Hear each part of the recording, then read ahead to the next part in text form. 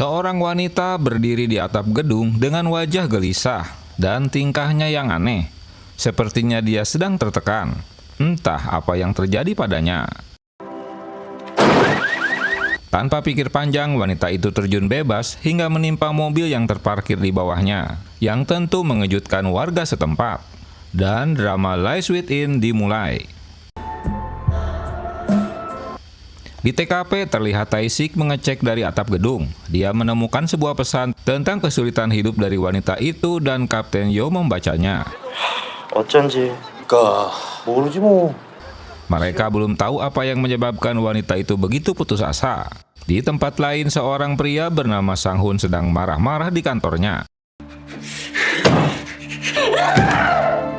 Dari TKP, mereka melanjutkan datang ke resto Pak Bulgo sambil membicarakan kepindahan Tae-sik ke kantor polsek di sebuah desa. Kemunculan Jin Gyong menemui mereka juga sedang kesal hingga dia berteriak. 왜 그래? 야. Jin Gyong kecewa karena Tae-sik akan meninggalkan mereka. Kapten Yo menenangkan Jin Gyong yang terus menangis. Padahal mereka masih akan bersama selama 2 minggu ke depan. Di tempat berbeda, Pak Kim sedang gelisah dengan kematian wanita yang bundir karena takut mempengaruhi reputasinya sebagai anggota majelis. Sang-hun yakin jika wanita itu tak bundir. Ocehan Sang-hun bukannya menenangkan tapi malah membuat Pak Kim marah. 전 뭐든지 할 겁니다. Sang-hun akan mencari tahu sendiri apa yang terjadi hingga membuat wanita itu tertekan, walau Pak Kim tak memberitahukannya. Pergi dari tempat tersebut, istrinya yang dari tadi menguping keributan mereka menanyakan apa yang terjadi, namun Sang-hun tak mau memberitahukannya. Dia yang sudah bete berjanji akan menelponnya. 연락할게. Tae-sik memberitahukan ibunya jika dia akan segera pindah ke polsek di desanya. Dalam perjalanan, Pak Kim tak dapat menghubungi Sang-hun karena ponselnya dimatikan. Dengan melaju kecepatan penuh, dia terkejut dengan sorotan lampu mengenai wajahnya tepat di sebuah tikungan.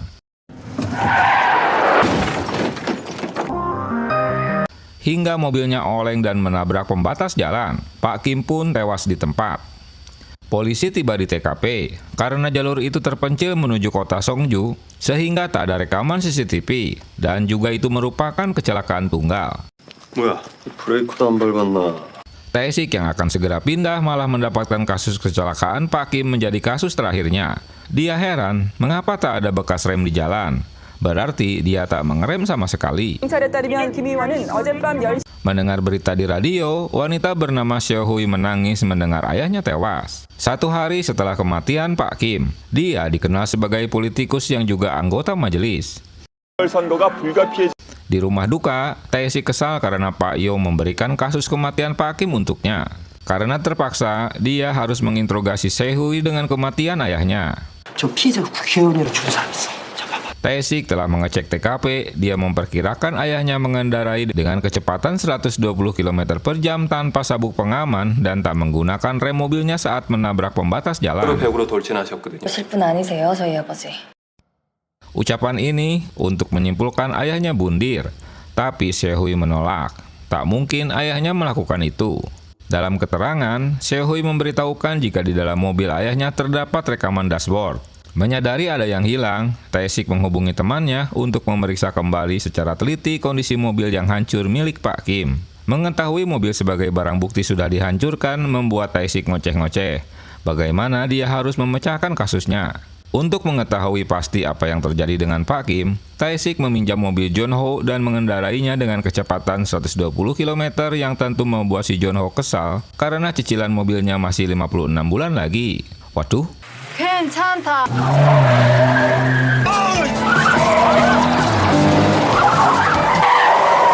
Walau Tae-sik hanya melakukan simulasi dengan mobilnya, tanda bekas ban yang terdapat di jalan membuktikan jika dia menggunakan rem sebelum mobil berhenti. 현장에 없었는데? 다 살리라고요? 왜? Sementara di TKP tak ditemukan bekas ban yang digunakan mobil Pak Kim. Jadi apakah dia benar-benar bundir? Padahal dia mencalonkan diri jadi presiden. Dalam rekaman CCTV di lampu merah tak jauh dari TKP, lampu rem mobil Pak Kim menyala namun mobilnya tak berhenti. Kemungkinan ada masalah dengan mobilnya. 연세가 많이 날아가긴 했는데요. Dengan menyemprotkan apar ke jalan, mereka tahu ada bekas ban mobil yang telah dihapus, namun mengapa berlawanan arah? Ternyata mobil yang berlawanan arah yang telah menyilaukan mata Pak Kim sehingga mobilnya menabrak pembatas jalan. Pria itu keluar dari mobil setelah kecelakaan terjadi dan mengambil rekaman dashboard miliknya. Tae-sik memutuskan jika ini bukanlah kecelakaan biasa. 2 hari setelah kematian Pak Kim, Pak Hong melaporkan pada ketua Yongmun bahwa Pak Kim telah tewas. Kini mereka harus mencari kandidat pengganti, tentu orang yang harus nurut pada mereka. Pak Hong menemui Bu Kim untuk mengurus pemakaman dengan layak, sambil memberikan amplop sebagai sumbangan dari partai. 좀 도와주셔야 하지 않겠습니까? 전에 말씀드린 원본입니다. Berdasarkan laporan panggilan dari telepon yang didapatnya, orang terakhir yang sering berkomunikasi dengan Pak Kim adalah Sang Hun yang juga mantunya. Dia adalah anak ketua Yongmun.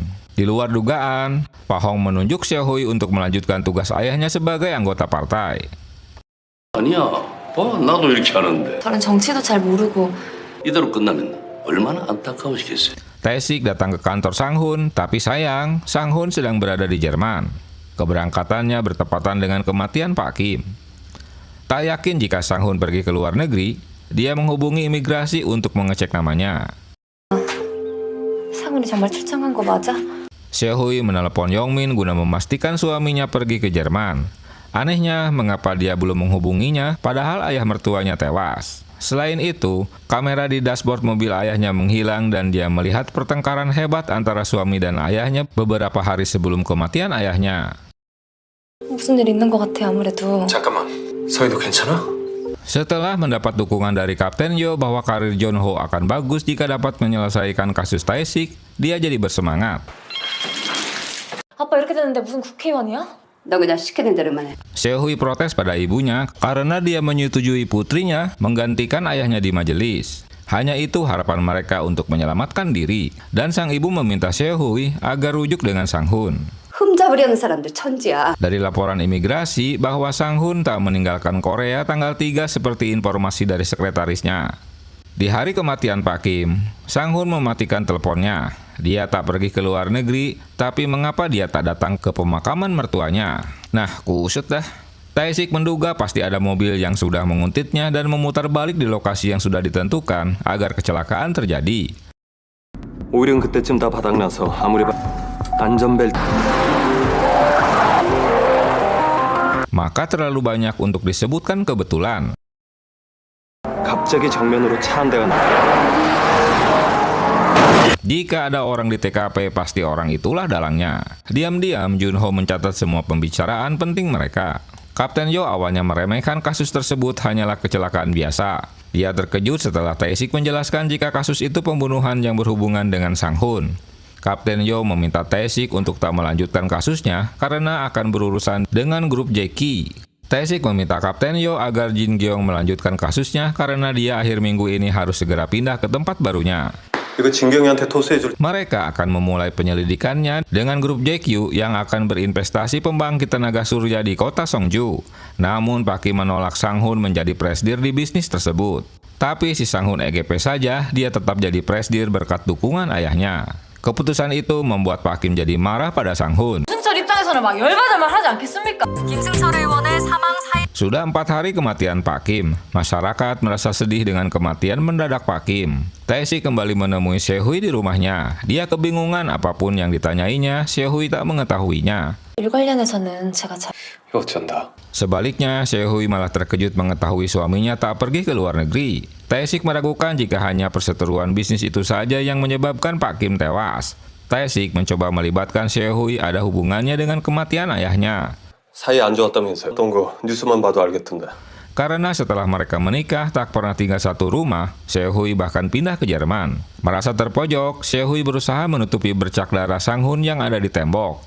Tapi alasannya mencurigakan. Dia meminta Seo-hui untuk menjelaskan apa yang terjadi. Karena kematian ayahnya bukan kecelakaan biasa, tapi karena dibunuh. 남편 핀데요. 딱 봐도 뭐 던져서 묻은 자국 같은데. Di sebuah hutan, Sang Hun sedang berusaha kabur dari kejaran seseorang. Pemakaman Pak Kim akan segera dilakukan. Pak Yongmun baru saja datang. Dia tak mau menjawab saat istri Pak Kim menanyakan keberadaan menantunya. 상훈이는 아직 연락이 안 되나 봐요. Sementara Tae-sik menyelidiki rekaman CCTV, dia mencurigai mobil putih yang menguntit Sang-hun. 잠시만요. Mengetahui hari ini ada acara pemakaman Pak Kim, dia datang di saat Seo-hui sedang memberikan sambutan. Tapi tiba-tiba mereka dikejutkan dengan teriakan anak kecil yang membuka dus yang baru saja ditemukannya yang berisi sebuah tangan. 따뜻한 기억만 온전히 품. Teriakannya ini membuat kekisruhan acara tersebut. Seo-hui menduga jika potongan tangan itu adalah milik tangan suaminya. Di hari menghilangnya Sang-hun, Seo-hui mengejar dan berhasil menghentikan laju mobilnya. Dia menemui guna menanyakan mengapa suaminya berusaha menghindar terus darinya. 근데 이런 거? 내가 언제부터 남이었네. Sang-hun akan menjelaskannya nanti jika semuanya telah selesai. Di rumah sakit, mereka tak percaya dengan penjelasan Seo-hui jika tangan itu milik Sang-hun. Alasannya hanya berdasarkan cincin yang terdapat di jarinya. Tapi kedatangan dokter yang menjelaskan bahwa pendapatnya itu benar membuat mereka terkejut, terutama Pak Yong-mun, ayah Sang-hun. Tiba di kantor polisi Songju, Tae-sik langsung diserbu wartawan yang menanyakan kasus penemuan tangan dalam kardus di alun-alun. Karena korban tinggal di kota Songju, mereka sementara harus bertugas di Polres Songju. 뗄래야 뗄 수 없는 사건이야? Di bawah unit regional kantor Seoul, mereka harus bekerja dalam 2 kasus bersamaan. Kini Kapten Yo yang harus memimpin investigasi karena Tae-suk akan segera pindah ke polsek lain. 대표되고 나서 장행도 들이받고 Dalam analisa Tae-sik, Sang-hun berubah dan berani menentang mertuanya setelah dia diangkat jadi presdir. 뭐합니까? Tae-sik menemui Seo-hui yang sedang berada di TKP. Awalnya dia memang mencurigai Sang-hun sebagai pelaku pembunuhan Pak Kim. Tapi kini semuanya tak pasti. 다만 정상훈 씨 의심한 거 아니죠? 장 쳐서 정식으로 조사해요?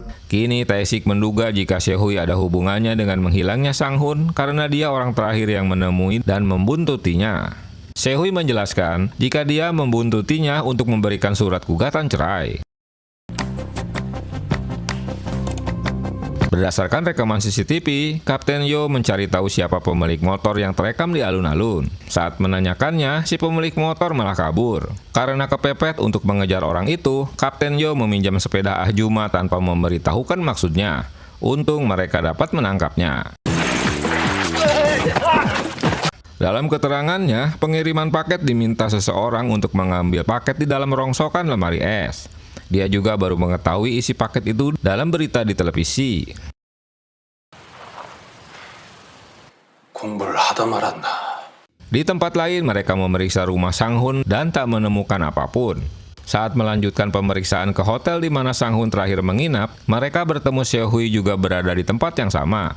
Menurut pegawai hotel, Sang-hui menginap selama 5 hari. Setelah memeriksa baju di dalam lemari, Seo-hui menemui bolpen milik ayahnya. Apakah ini menandakan jika saat itu suaminya sedang bersama ayahnya? 아빠랑 같이 있었나? Sebelumnya, mereka berdua memang sedang meringkaskan sesuatu tentang bukti dan saksi, termasuk lokasinya. Dalam rekaman CCTV terlihat Sang-hun pergi dengan seorang wanita. Menurut pegawai hotel, Sang-hun meminta kamarnya agar tak dibersihkan oleh staf. 모르시는 일도 없으셨던 걸까? Junho memberitahukan dia menemukan mobil Sang-hun di pedesaan yang telah dikenai denda karena parkir sembarangan. Tae-sik menemukan surat gugatan cerai yang pernah diceritakan oleh Seo-hui. Selain itu, sebuah catatan kecil yang ditulis nama Hui-suk. Setelah menanyakan ke berbagai orang yang tinggal di sana, mereka menemukan sebuah kedai bernama Hui-suk. Ahjuma pemilik kedai menceritakan jika Hui-suk telah tewas. Sebelumnya dia bertengkar dengan seseorang di kedainya. Mereka juga menyebut-nyebut nama Pak Kim dalam adu mulutnya. 불안불안하더라고. Setelah Ahjuma memberikan petunjuk tentang pekerja konstruksi, Tae-sik melanjutkan ke lokasi proyek dan dia menemukan sebuah foto. Lalu menunjukkannya pada Seo-hui jika lokasi itu memang proyek ayahnya. Saat itu, Pak Kim sedang didemo pekerjanya. Salah satu pegawai nekat untuk membakar dirinya.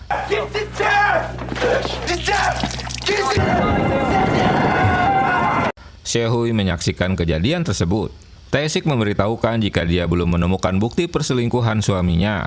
Setelah mendapat kabar jika pria yang membakar dirinya bernama Pilyon, Tae-sik menemui ke rumahnya, yang ternyata memiliki toko daging yang sudah tutup. Dia hanya bertemu istrinya. 그 사람 찾으면 말 좀 전해주세요. 여긴 오지 말라고. Mendengar keterangan istrinya ternyata mereka tak harmonis, dia berpesan jika bertemu suaminya agar tak perlu pulang ke rumah. Tae-sik mengambil beberapa pisau yang tergeletak di toko tersebut. Setelah menganalisanya, ditemukan DNA Sang-hun. Polisi memberitahukan media jika orang bernama Pilyon yang diduga telah menculik Sang-hun, dan polisi masih mencari tersangkanya. Di tempat lain, Pilyon sedang berada di suatu tempat. Tiba-tiba seseorang membakar tempatnya. Sementara Pak Yong-mun marah karena bawahannya masih belum dapat menangkap Pilyon. Mereka harus menangkapnya lebih dulu sebelum polisi. Tae-sik menemui Direktur Choi pabrik beton di mana Pilyon bekerja, tapi dia tak mengenalnya lebih jauh. Dari pertemuan mereka, Direktur Choi dan teman-teman Pilyon tak banyak memberitahu tentangnya. Ponselnya juga mati, jadi tak bisa dilacak. Di suatu tempat, orang suruhan Pak Yeon-mul berhasil menemukan Pilyon untuk menanyakan di mana Sang-hun berada. Tapi malah dia yang terluka sehingga Pilyon kabur. Pak Yeon-mun menemui Seo-hui untuk memberikan harapan jika suaminya pasti akan kembali. Dia meminta Seo-hui agar tak cemas. 그게 진짜 마지막이면 어떡해. 절대 그러리요. Dalam perjalanan pulang, dia teringat saat suaminya baru saja kembali. Di tengah malam, Seo-hui terbangun dari tidurnya. Saat menggunakan laptopnya, seseorang mengirimkan video padanya yang ternyata Sang-hui sedang disiksa. Dengan beberapa pesan untuknya agar dia tak menghubungi polisi dan dia harus mau menjadi anggota majelis menggantikan ayahnya. Karena terpaksa, Seo-hui menemui Pak Hong untuk memberitahukan kesediaannya menjadi anggota majelis. 언제 오시려나 기다리고 있었는데. 저 좀 도와주세요. Di bagian lain, polisi menemukan bekas tempat Pilyon yang terbakar, tapi mereka tak mendapatkan petunjuk apapun. Seo-hui memberikan konferensi pers tentang rencananya. Walau anggota partai lain meragukannya, tapi Pak Hong mendukungnya, jadi tak ada alasan untuk dicemaskan. Selesai konferensi pers, Seo-hui pergi ke toilet. Di sana dia menerima telepon dari nomor tak dikenal yang memberitahukan keberadaan suaminya. Kontan saja dia bergegas menemuinya. 네, 살려주세요. Saat Tae-sik menghubungi sekretaris partai, ternyata Seo-hui tak berada di toilet. Selain itu, Junho mendapati penarikan rekening yang dilakukan Seo-hui sebesar 50 juta. 아니 조 형사님이 정상훈 가족 계좌 감시하라고. 그 여자 위치 추적하고 지원 요청. Setelah melacak keberadaannya, Tae-sik bergegas menemuinya. Dengan menggunakan taksi, Seo-hui pergi menemui si penelpon dan turun di sekitar pelabuhan. Mendapat informasi dari supir taksi yang mengantarnya, Tae-sik bergegas mencarinya. 상훈아. Sebelum terjadi musibah, Pak Kim menemui Sang-hun di kamar hotel. Mereka membicarakan sesuatu yang ilegal. Namun mereka akan kesulitan jika melaporkannya karena berurusan dengan perusahaan besar. 그 사람들 Kembali ke Seo-hui, dia terus mencari di mana suaminya dan memasuki sebuah kontainer tempat penyimpanan daging. Saat menemukan jasad yang tergantung, dia malah terkejut dan ketakutan. Setelah mendengar suara teriakan, Tae-sik mencari asal suara. Tapi rupanya mayat itu bukan Sang-hun, melainkan Pilyon. Polisi telah mencarinya di sekitar lokasi. Menurut Seo-hui, orang yang menghubunginya Pilyon untuk memberitahukan di mana suaminya dan siapa penculiknya. Tae-sik melihat Asjuma yang memberikan soju dan menyalakan rokok untuk arwah Pilyon. Menurut Yongmin, Pilyon diduga bundir. Pak Yong-mun menyuruhnya untuk mengawasi Pak In kemanapun dia pergi. Dia punya firasat jika Pak In akan mengkhianatinya. Menurut penjelasan dokter, jika korban tewas karena sianida, tapi beberapa luka yang terdapat pada tubuhnya terjadi beberapa hari sebelumnya. Penjelasan ini membingungkan Tae-sik karena dialah target utamanya. Kali ini dia berbeda pendapat dengan atasannya. Tae-sik tak percaya jika Pilyon bundir. Mendengar Seo-hui tak mau berkampanye membuat Pak Hong marah. Tapi dia jadi melunak setelah Seo-hui muncul di hadapannya. 기를 때 안 그래도 구분을 해. 제가 뭐부터 하면 되죠? 저는 깔아줄 사람이니까. Tae-sik menemui Ahjuma yang ternyata bibi Pilyon. Dia menjelaskan bahwa Pilyon merasa dipitnah dan tak diperlakukan dengan adil. Dia ketakutan karena seseorang akan membunuhnya. 저를 죽이려고 등단하고 있다가 갔어. Hanya itu ocehannya sebelum dia tewas. Dalam pertemuan itu, Seo-hui diam-diam merekam pembicaraan mereka. Tae-sik mulai menemukan alur yang terjadi jika Pil-yeon memerah Seo-hui untuk melarikan diri karena akan dibunuh. Tentu setelah dia memberitahukan di mana suaminya dan siapa penculiknya. Pelaku ini juga yang membakar tempat Pil-yeon bersembunyi. Hingga akhirnya dia pergi ke rumah neneknya untuk bersembunyi. Begitu juga dengan pisau daging yang ada di tokonya, pelaku yang sama yang menaruh di tokonya agar dia terkena fitnah. Billboard anggota majelis Pak Kim diturunkan dan diganti dengan Seo-hui. Dia mulai berkeliling untuk kampanye ke tempat umum sebagai pencitraan. Dengan menyamar, mereka memasuki rumah judi. Tapi segera terbongkar setelah seseorang menghubunginya dari kantor polisi dan bubarlah perjudian itu. Pengejaran mereka tak sia-sia karena berhasil menangkapnya. Menurut keterangannya, dia disuruh Pak Choi, direktur pabrik beton, untuk meminjamkan uang pada Pil-yeon karena selama ini dia selalu membuat onar di kantornya. Tentu agar dia dapat menjebaknya. 대체 어떤 새끼야? Hasil survei Kodari menunjukkan jika Seo-hui turun separuh dalam 2 hari. Ternyata bukan cuma di Konoha surveinya si Kodari. Saat menemui Pak Choi, dia juga korban dari ulah Pil-yeon karena dia berjanji akan membubarkan serikat buruhnya jika diberikan pinjaman uang. Seo-hui tak menyangka ada 2 orang pegawai pabrik beton mengancamnya. Untung Tae-sik datang tepat pada waktunya. Seo-hui memberitahukan jika Pak Choi orang yang membantunya dalam kampanye. Dia juga kenal dengan suaminya lewat proyek baru yang sedang dikerjakannya. Tae-sik memintanya untuk sementara waktu dia harus mewaspadai gerak-geriknya. Dalam penyelidikan lanjutan, John-ho memberitahukan jika Pak Choi juga ketua komunitas Rotary Songju. Dia terkait dengan pengusaha lokal dan wartawan. Dia bahkan membayar lahan 20 M untuk bisnis barunya. 근데 인간 통장에는 Anehnya, uang di rekening tabungannya tak mencapai 2 juta won. Jaksa penuntut Han menanyakan Tae-sik karena menyelidiki rekening Choi. Ternyata mereka sama-sama sedang menyelidiki orang yang sama. Pasti ada seseorang yang membiayai Choi. Di acara kampanye berikutnya, Seo-hui malah dikacaukan oleh sekelompok orang yang membenci ayahnya. 안녕하십니까? Walau belepotan telur di tubuhnya, Seo-hui tak menyerah. Dia terus memberikan pidatonya dengan menceritakan perjuangan ayahnya untuk kota Songju yang begitu dekat dengan warganya. Saat menginterogasi Choi, Tae-sik menjelaskan permasalahannya jika Choi telah membeli semua tanah milik warga dengan harga murah. Tapi rencananya ini jadi berantakan karena Pak Kim dan Sang Hun memindahkan lokasi proyek barunya. Penjelasan ini malah membuat Pak Choi tertawa. 죄송합니다. 제가 웃으려고 그런 게 아닌데. Dengan menyebutnya detektif ini hanya berimajinasi, tapi dia terdiam setelah menunjukkan rekaman CCTV di pom bensin jika dia membeli bensin untuk membakar tempat Pil-yeon. 그래서 기름을 샀네? 사장님이? 이상하잖아. Kemunculan pengacara Pak Choi mematahkan semua tuduhan polisi. Dugaan Pak Yong-mun benar jika Pak In yang berulah tanpa sepengetahuannya. Dia marah pada Choi karena sampai diinterogasi polisi. Pak Yeon-mun menyetujui pembelian pabrik beton milik Choi.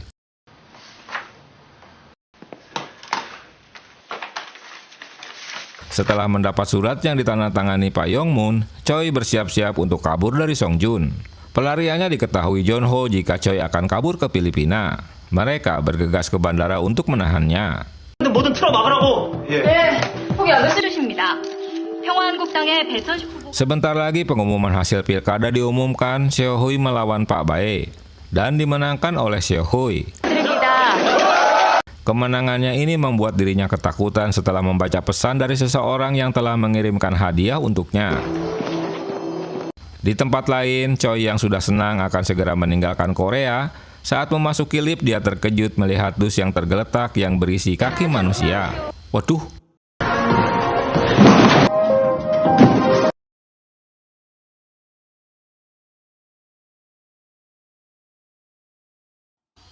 Dalam perjalanan ke bandara, Tae-sik diminta putar balik karena Choi tak jadi pergi. Di tempat lain, Choi merasa ketakutan setelah melihat potongan kaki yang sengaja dikirim padanya, yang seolah-olah pelaku sedang menakut-nakutinya. Dia pun diam 1000 bahasa. Dengan diantar Yong-min, Seo-hui mendatangi badan forensik. Dia tak dapat melihatnya karena potongan kaki itu sedang diotopsi. Sehui begitu terpukul dengan berita penemuan kaki setelah sebelumnya penemuan tangan yang diduga milik suaminya yang menghilang. Dia berkali-kali menanyakan pada Tae-sik apa yang terjadi dengan suaminya. Dia juga mengeluhkan apa salah suaminya hingga orang itu tega berbuat seperti itu. Yongmin meminta Tae-sik agar segera menangkap si pelaku. Dalam rekaman CCTV sebelum kejadian, ditemukan seorang pria mendatangi kantor tersebut. Polisi berhasil mengenali jika orang itu Indagu. 인동구. Sehui mencoba menghubungi pada si pengirim pesan, tapi nomornya tak dikenal. Dia menggunakan nomor sekali pakai. Menindaklanjuti temuannya dari rekaman CCTV, Tae-sik menemui Indagu. Dalam penjelasannya, Pak In hanya memberikan kontrak yang sudah disepakati tanpa memberitahukan isi kontraknya. Dia berlagak tak tahu tentang potongan tubuh Sang-hun dan keterlibatan Choi sebagai pelaku. Diam-diam Tae-sik merekam pembicaraannya. Proyek di tempat baru terus berlanjut. Setelah RUU disetujui, harga tanah di lokasi itu akan naik 5 kali lipat. Dan perkiraan keuntungan yang didapat 200 miliar. Terpilihnya Sehui menjadi anggota majelis tentu hanya akan dimanfaatkan oleh Pak Hong beserta kroni-kroni oligarkinya. Jika Pak Kim telah bekerja keras untuk menyelesaikan RUU baru, tapi keburu tewas. Di rumah sakit, mereka terus berusaha mendapatkan informasi siapa pelaku sebenarnya. Choi meminta perlindungan dari polisi dan berjanji akan memberitahukan semuanya. Berdasarkan informasi itu, polisi bergerak untuk menyisir lokasi yang dimaksud. 괜찮아. 말해봐. Rupanya informasi itu bohong, hanya ditemukan tulang anjing yang dikubur. Tiba di rumah sakit, Choi malah sudah menghilang. Namun apes dalam perjalanan seseorang membunuhnya.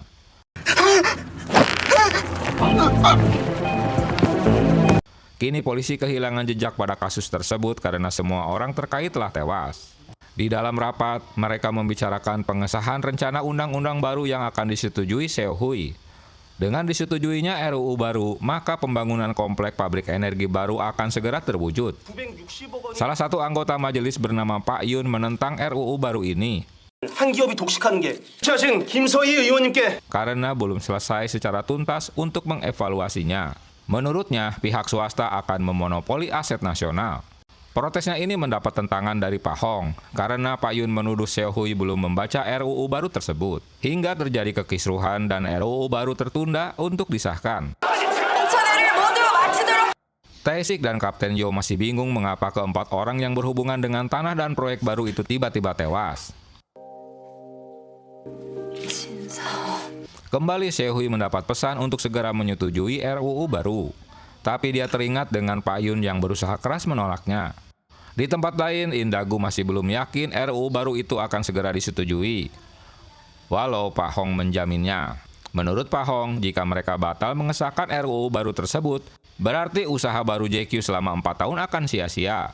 Dengan berhasilnya meloloskan RUU, tentu dalam pilkada dan pilpres mereka akan lebih mudah untuk memenangkannya. Pak Hong meyakinkan Indagu tak perlu cemas, karena Sehui di bawah kendalinya. Sehui bertemu kembali dengan Pak Yun. Dia mengingatkan Sehui bahwa sebenarnya target Pak Hong ingin jadi capres setelah Pak Kim tewas. Itu sebabnya dia berusaha membangun pabrik industri baru agar mendapat dukungan dari publik kota Songju. 땅값 좀 튀겨주자. 김 의원님이 장기 말로 쓰이는 것 같은데. Di tempat lain, Tae-sik bertemu dengan supir pengantar barang di dekat lokasi kedai Hyusuk milik istri Pilyon, yang rupanya dia juga sering mengantarkan barang ke kedai tersebut. 봐봐. Tae-sik meminjam rekaman dashboard yang berada di mobilnya.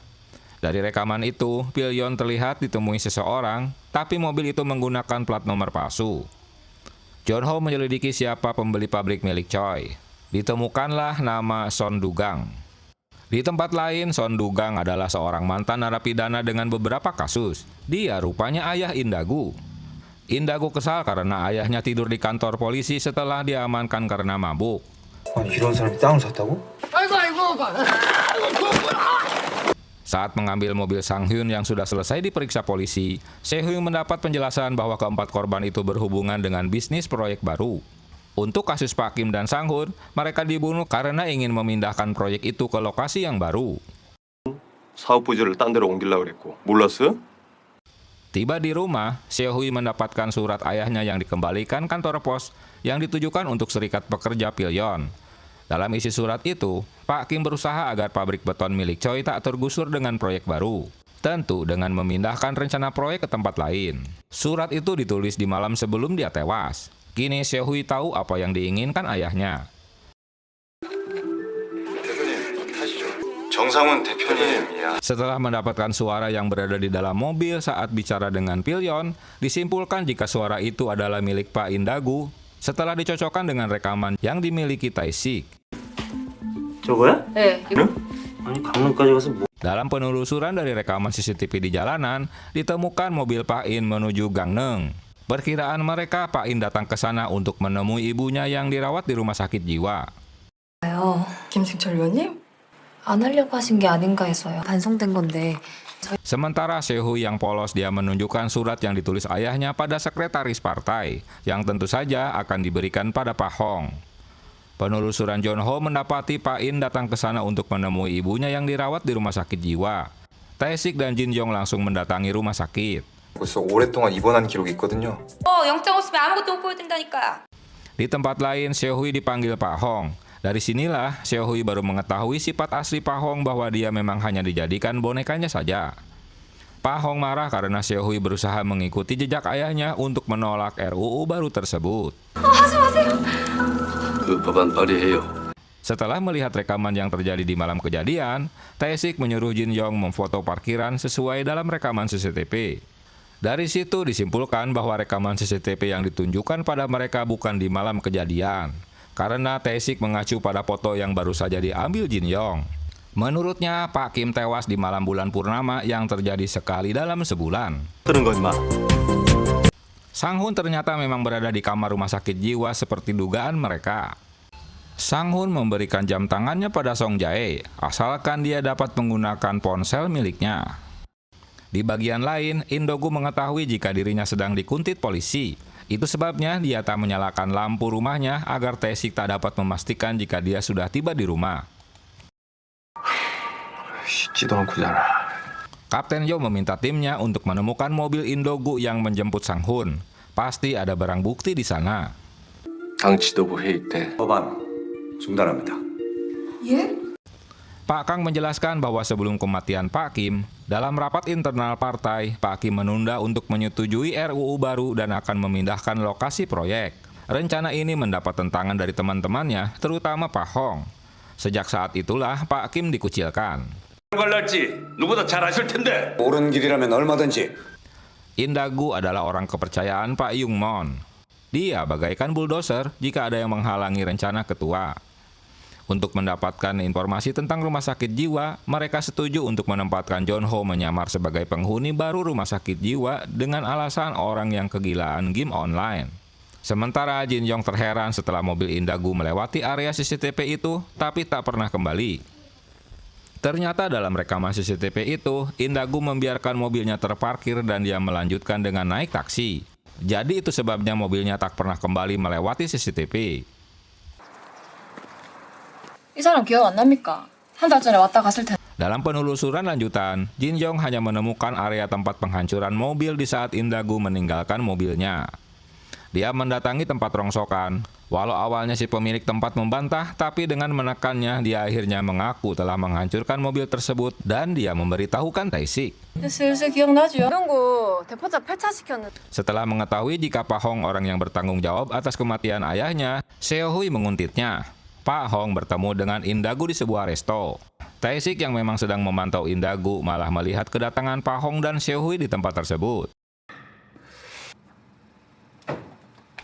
Seo-hui menguping apa yang mereka bicarakan. Kini jelaslah sudah jika Pak Hong dan Indagu bersekongkol untuk menyingkirkan Choi. Tae-sik menemui Seo-hui dan mereka bertukar informasi. Seo-hui tak percaya jika Indagu orang yang diduga telah menculik suaminya.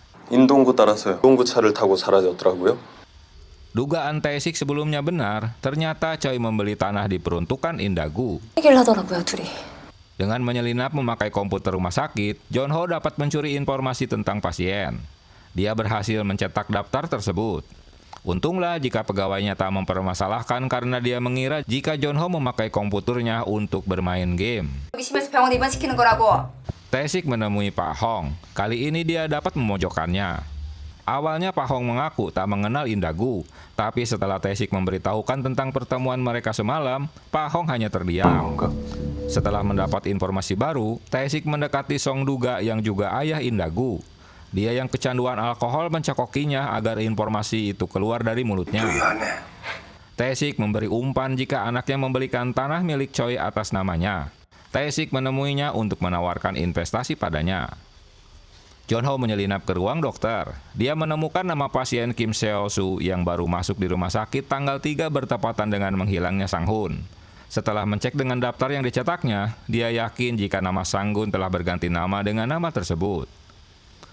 Pak Son terus ngoceh-ngoceh jika anaknya membencinya setelah kecelakaan di masa lalu. Merasa penasaran dengan kecelakaan itu, Tae-sik mencari tahu kasus Pak Son. 아버지 때문에 정영문 회장의 와이프가 죽었다. Seo-hui tak basa-basi lagi, dia menemui Indagu dan menuduhnya telah menculik suaminya. 상훈이 마지막으로 만난 사람이 실장님이잖아요. Di tempat lain, Jonho memberitahukan jika dia menemukan Sang-hun di rumah sakit. Di masa lalu, Indagu orang yang membawa paksa Sang-hun ke rumah sakit jiwa. Kini dia diinterogasi Tae-sik. Dia menjelaskan jika Sang-hun saat kecil memang sudah pernah masuk rumah sakit jiwa. Kini dia kumat setelah menangani kasus proyek barunya. 신사업을 맡고 나서는 다시 악화됐습니다. Tae-sik memberitahukan alibinya jika Sang-hun tanggal 6 menghilang setelah 3 hari kematian mertuanya. Indagu yang seharusnya ada jadwal meeting ternyata menghilang selama 2 jam. 이날도 대포차를 이용했고 그 밤에 폐차까지 했어. 도망냈다는 직접 증거가 있습니까? Di masa lalu, Sang-hun bocah dan ibunya ternyata sudah meninggal saat terjadi kecelakaan. Ketua Yongmun yang masih muda mengadopsi anak bernama Eun-song yang seusia Sang-hun. Pak Yongmun memperlakukan seperti anaknya sendiri. 상훈이 아니라 은성이. Ketua menceritakan jika dia menemukan Eun-song di panti asuhan yang disponsori istrinya. Wajahnya mirip dengan anaknya, terkadang dia merasakan jika anaknya hidup kembali. Tak peduli Sang-hun anak kandungnya atau bukan, dia menganggap anaknya sendiri.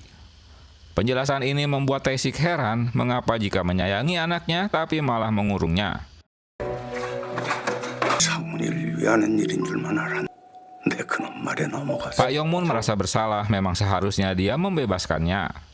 Ide itu diusulkan Indagu untuk mengurung anaknya dengan alasan emosinya tak stabil, dia mengalami kecemasan berlebih.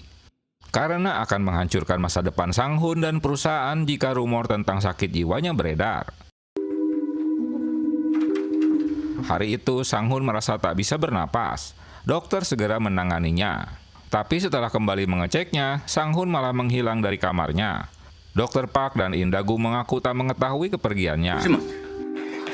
Pak Yongmun tak bisa berbuat banyak karena memang hanya mereka bertiga yang tahu jika Sang-hun masuk ke rumah sakit. 우리 셋밖에 모르는 나만 수상한 게 없었고. Tae-sik mengungkapkan jika industri Muyon sebenarnya milik Indagu dengan menggunakan nama ayahnya. Yang mengejutkan Ketua Yongmun, setelah Sang-hun menghilang, dia memeriksa data Indagu yang ternyata Indagu anak dari bekas supirnya bernama Song Duga yang telah menewaskan istri dan anaknya. 그럼 때문에 와이프하고 내 아들이 죽었고. Dia benar-benar tertipu, selama ini berada di sisinya guna mencari kesempatan. Apalagi dia tahu jika Sang-hun bukan anak kandungnya. Tentu dia menunggu saat yang tepat untuk merebut jabatan anaknya. 조용히 때를 기다리다. Tapi menurut penjelasan Indagu, dia mau berbakti pada ketua untuk menebus kesalahan ayahnya yang telah menewaskan anak istrinya. Tae-sik menunjukkan mengapa mobilnya ditinggalkan dan dihancurkan sementara dia bergegas ke rumah sakit dengan menggunakan taksi. Alasan Indagu tak diterima Tae-sik karena mengada-ngada. Pak In tetap membantah jika dia tidak membunuh Sang-hun apalagi memutilasinya. 회님을 납치하고 직접 증거가 있습니까? Karena tak cukup bukti, Indagu pun melenggang pergi. Pak Hong dan anggota partainya bergembira karena RUU baru sudah diajukan. Mendengar ocehan Seo-hui bahwa Pak Hong harus menyampaikan pesannya pada Indagu bahwa dia harus menepati janjinya, membuat Pak Hong kesal karena Indagu diam-diam membuat kesepakatan dengan Seo-hui tanpa sepengetahuannya. 혹시 나 모르게 걔랑 다음 일정이나 신경 쓰십시오. Indagu memberitahukan ketua jika RUU baru telah diajukan. Dia juga memberitahukan jika polisi sedang membidiknya dengan menghilangnya Sang-hun. Polisi heran jika Sang-hun bisa menghilang dari kamarnya, padahal teralis besi tak rusak. CCTV juga aktif. Pokoknya tak ada yang mencurigakan. 그러는데 혹시 본 적 없는데. Begitu juga dengan penduduk yang tinggal di sekitar rumah sakit, tak ada yang mengetahuinya. Salah satu yang mungkin dilakukan seseorang menculiknya melalui ventilasi udara dan membawanya dengan troli untuk dikeluarkan lewat pintu belakang rumah sakit dan membawanya ke bukit. Polisi dikerahkan untuk mulai pencariannya dari sekitar rumah sakit menuju bukit. Ketua Yong-mun terkejut jika Seo-hui telah mengetahui jika suaminya dibawa ke rumah sakit. Dia mengeluh mengapa hanya dirinya yang tak diberitahukan. Di tempat lain, John-ho mendapat pesan jika kartu kredit Sang-hun baru saja dipakai di sebuah motel oleh seorang pria bertopi. Mereka bergegas menuju motel tersebut. Yang jalanan macet sehingga mereka terjebak di tempat itu. Jin-yong keluar dari mobil dan berlari untuk mencapai motel. Sayang, teriakan di kamarnya malah membuat Song Jae kabur. Hingga Tae-sik terpaksa harus loncat-loncat di antara gedung itu untuk mengejarnya. Di tempat lain, In-dong-gu juga tiba di motel tersebut. Diam-diam dia juga ingin mendapatkan Song Jae yang telah menculik Sang-hun.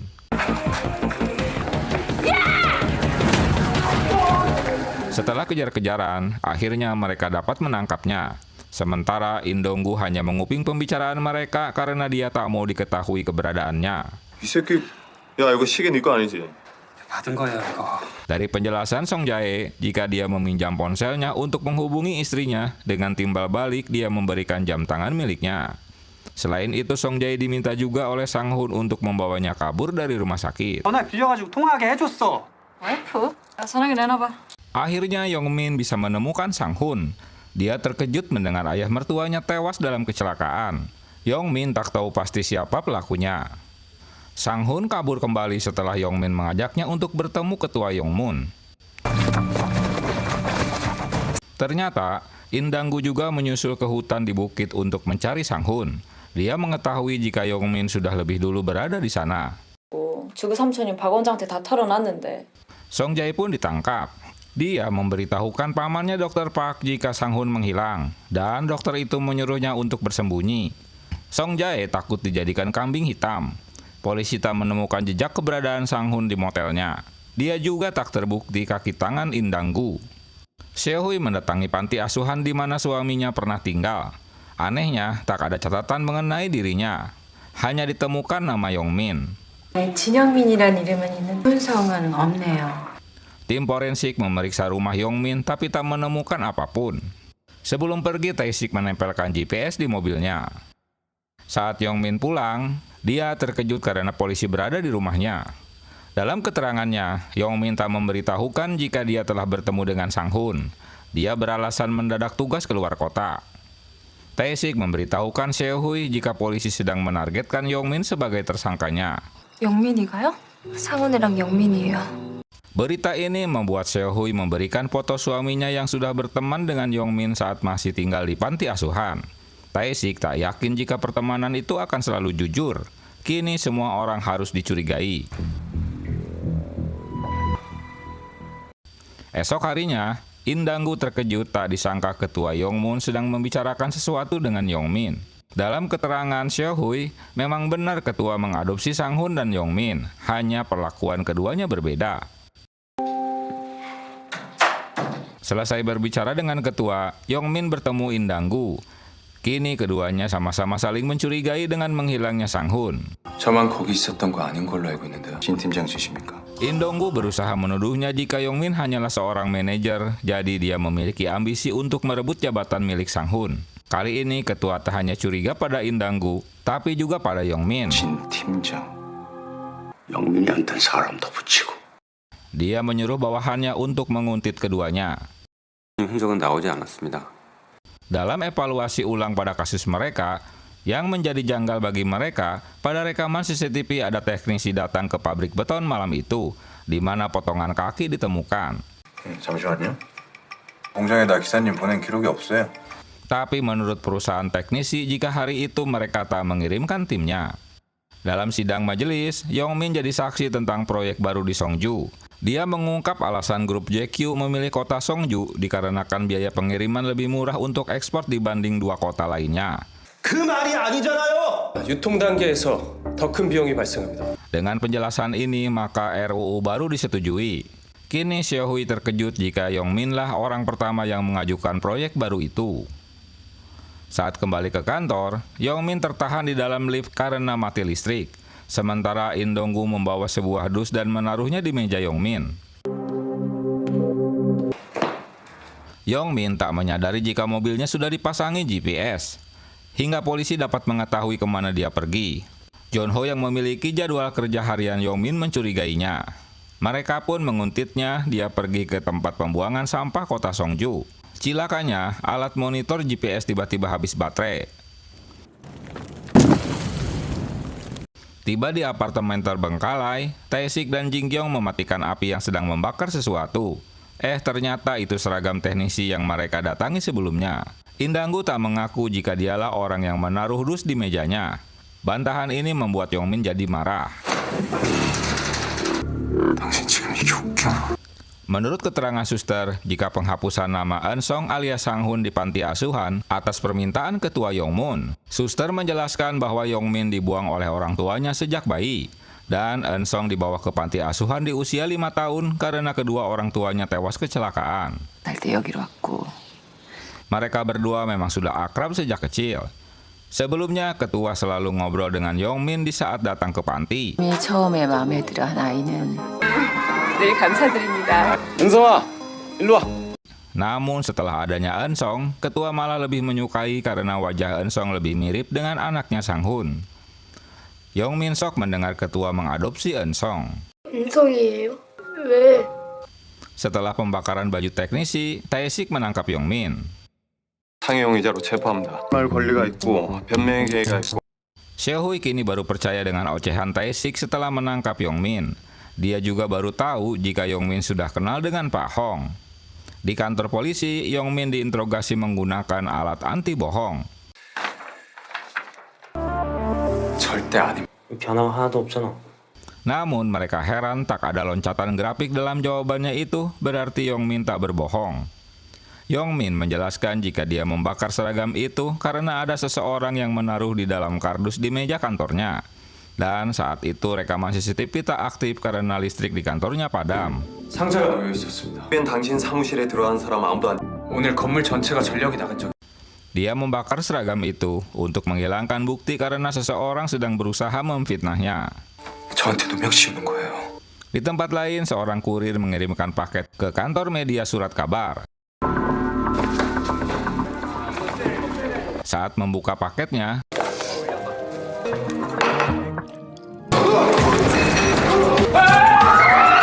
ternyata kali ini berisi sebuah mata Sang-hun yang ditaruh di dalam botol. Ih, takut. Setelah mendapat telepon, Jong-hon memberitahukan kejadian itu hingga membuat semuanya terkejut. Nah, tambah kusut dah. 정상훈 눈.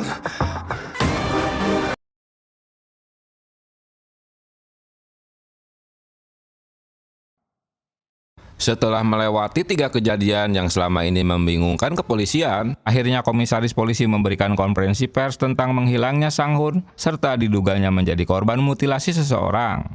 Yang dimulai sejak tanggal 7 Maret dengan ditemukannya potongan tangan dan berlanjut ke potongan kaki. Dan semalam sebuah bola mata yang dimasukkan ke dalam botol diduga juga milik Sang-hun. Polisi juga telah membentuk tim investigasi gabungan yang bermarkas di kota Songju agar segera dapat memecahkan kasus tersebut.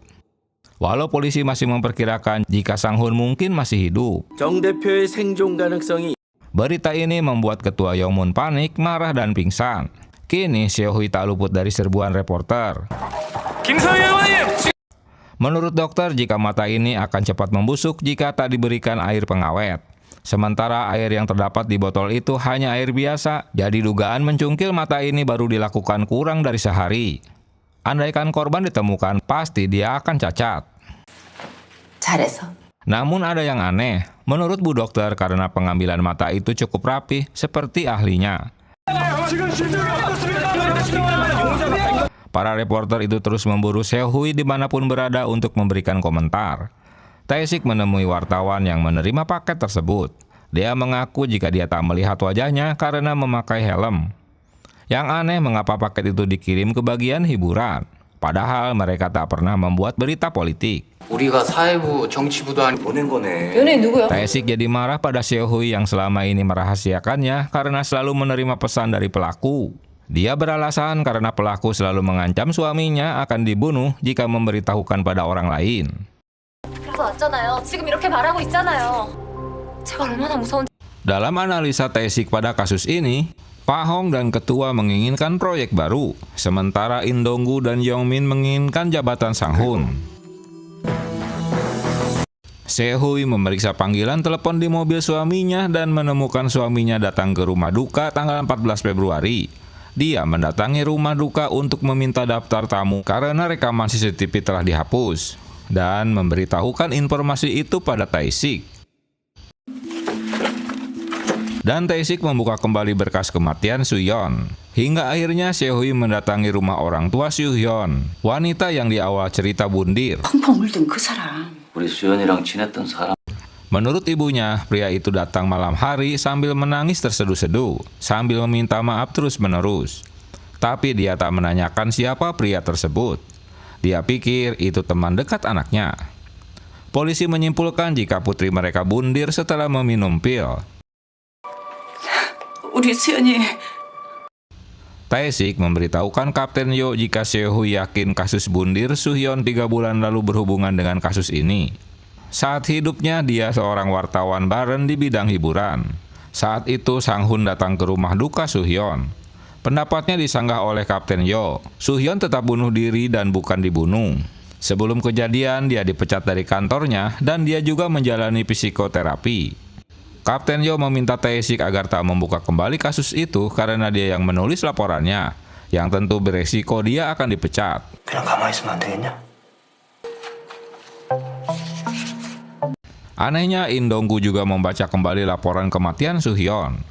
Rupanya di masa lalu In Dong-gu memang menemui Soo-hyun di apartemennya. Saat itu Soo-hyun yang menjadi wartawan sedang meliput kasus grup JQ. Ternyata In Dong-gu telah memberikan obat agar Soo-hyun pingsan. Mereka melanjutkan pembicaraan di atap gedung. Hingga terjadilah kasus tersebut. In Dong-gu masih di TKP sebelum Tae-sik tiba. Dia juga orang yang menuliskan pesan bundirnya. Tae-sik jadi dilema karena Sehui memintanya untuk kembali menyelidiki kasus Soo-hyun. 나예요. 이제라도 다시 수사하면 되는 거잖아요. In Dong-gu mempengaruhi ketua sejak kasus Sang-hun secara resmi dipublikasikan. Saham mereka turun terus-menerus dan beberapa investor membatalkan kerjasamanya. 눈앞에 두는 것이 좋을 것 같습니다. 생각해보겠네. Jadi ketua harus segera menunjuk orang baru sebagai pengganti Sang-hun karena kasus ini selalu dikaitkan dengan bisnis baru mereka. Tak ada pilihan, Tae-sik walau malu dia meminta bantuan kedua bawahannya untuk membantunya guna melanjutkan kasus kematian Soo-hyun. Dengan berpura-pura mengajak Kapten Yo pergi dari ruangannya, John Ho menggunakan komputernya untuk menyetujui permintaan Tae-sik lewat komputer atasan mereka. Jin Jong membawa atasannya setelah menerima petunjuk. 방금도 연락이 왔는데 Di tempat lain, Sehui heran mengapa semua artikel tentang Soo-hyun menghilang. 왜 아무것도 안 뜨지? 다 삭제됐네. Pagi itu, Yong-min ditunjuk sebagai pengganti Sang-hun untuk proyek baru. Di masa lalu, Yong-min berusaha mempengaruhi Soo-hyun agar tak menemui Sang-hun. 가지마. Karena rencana mereka akan memindahkan proyek barunya. Tapi Soo-hyun tak mau mendengarnya. Mereka juga tak menyadari jika In Dong-gu telah menaruh CCTV di dalam apartemennya. 제가 조사한 거랑 되게 Mengetahui Tae-sik akan membuka kembali kasus Soo-hyun, Yong-min menemui In Dong-gu untuk berusaha membatalkan rencana itu karena akan berkaitan dengan mereka. Tapi semua sudah terlambat. Tae-sik sudah melakukan pembongkaran makam Soo-hyun untuk dianalisa kembali. Dari keterangan dokter, jika Soo-hyun telah meminum obat yang diduga akan pingsan karena kandungannya terlalu kuat dalam darahnya. 명인데 손가락 하나 까딱 못했을까? 진짜 위에서 아무 말 안 해? Mungkin seseorang telah membantunya hingga bisa berjalan ke atap gedung. Mengetahui dirinya telah dikibuli, Kapten Yo menampol Tae-sik. 내가 하지 말라 그랬지. Kapten Yo mengingatkan karena atasan mereka melarangnya untuk membuka kembali kasus Suyeon. Tapi untuk mengungkapkan kasus Sang-hun harus dimulai dari kasus Suyeon karena saling berkaitan. Kapten Yo meminta bawahannya untuk segera pindah sesuai rencana awal. Tapi kini malah Tae-sik yang menolak karena kasus Sang-hun belum selesai. Gara-gara kasus ini, komisaris polisi harus mengundurkan diri. Kini Kapten Yo yang terpencet atas dan bawah deh. Karena atasan tetap tak mau jadi korban juga karena ulah bawahan yang begitu semangat membongkar kasusnya. 예, 죽어서까지 말썽이군. 단속 확실히 했네. Ketua Yongmun marah mendengar kasus Suyeon akan dibuka kembali. Gara-gara Tae-sik hingga Seo-hui jadi ikut-ikutan menyelidiki kasus ini. Dia melarang artikel Suyeon diberitakan. Dia meminta Indonggu untuk melakukan apapun terhadap Tae-sik. JQ를 취재하고 다녔다고요? 저로선 도리가 없었죠.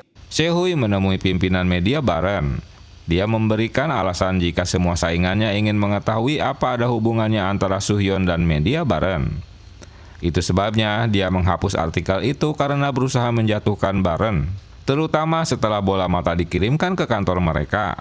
Itu sebuah peringatan buat mereka, karena grup JQ tak ingin artikel itu terbit. Kini hubungan Kapten Yo dan timnya jadi gaduh. Jika dia tak mau mendengar sarannya, Tae-sik yang keluar atau dirinya. 좀 비밀로 해야 될 것 같아. 그거 그냥 정황이뿐이야. 이러는 거 아니야 지금? 언제까지? 나 내 맘대로 수사할 거면.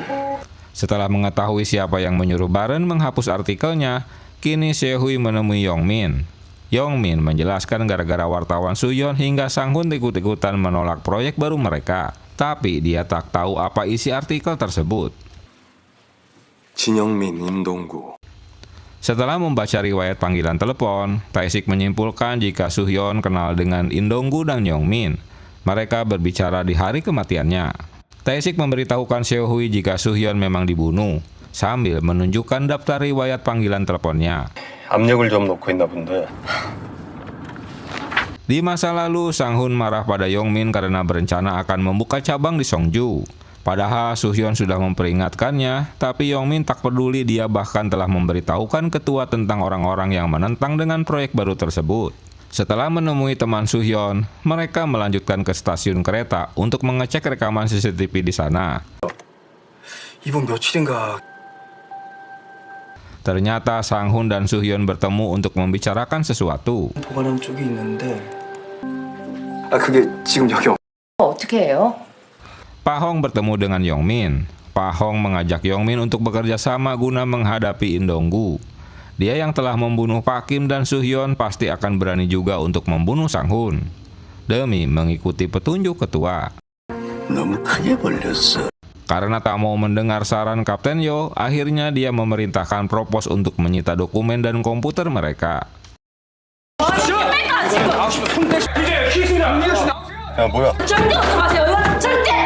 Jin Gyeong memberitahukannya pada Tae-sik, tapi karena ocehannya terburu-buru, Tae-sik jadi tak paham maksudnya.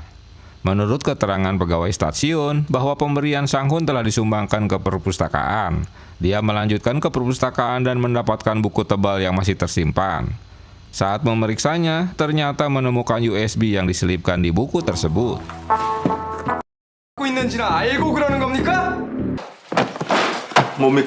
Tae-sik tiba di kantor. Dia mendapat kabar jika tim Kapten Yo telah dibebas tugaskan dan ponsel mereka disita karena telah memanipulasi data penyelidikan. Seo-hui mendapati isi USB yang berisi daftar nama-nama yang dia juga tak paham maksudnya. 사람 명단인데.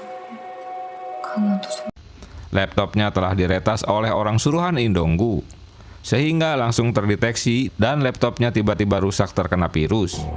이거 어떡할까요?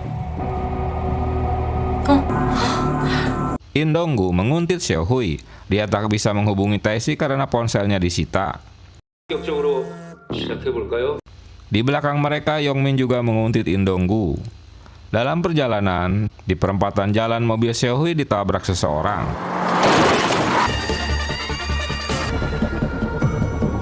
Mereka diinterogasi Propos. Tae-sik mengaku jika kedua bawahannya itu perintahnya dan penyelidikannya tanpa sepengetahuan Kapten Yo. Singkat cerita, tim mereka dibubarkan. Tae-sik diskor 6 bulan, namun hubungan dengan atasan tetap baik. 미안했어. Jin Gyong dipindahkan ke kantor polisi dan terkadang dia disuruh menjadi polisi lalu lintas. Hanya Jeon Ho yang dipindahkan ke divisi informasi sesuai keinginannya karena saat diinterogasi, dia membuat kesepakatan dengan Propos jika dia menandatangani persetujuan bahwa dia tak terlibat. Tentu dia merahasiakannya pada mereka. Mengetahui Sehui kecelakaan, Yongmin menemui In Dong-gu dan memarahinya karena ulahnya dapat membatalkan RUU yang belum disahkan. 복사본을 남겨뒀더라고요. 방심하지 맙시다 우리. Mendengar alasan In Dong-gu bahwa dia menyelidiki kematian Suyeon, barulah dia mendukungnya. 함부로 움직이지 마세요. 담당 경찰의 무리한 수사 방식에 따른 Sehui mengetahui berita di televisi tentang Tae-sik yang dinonaktifkan.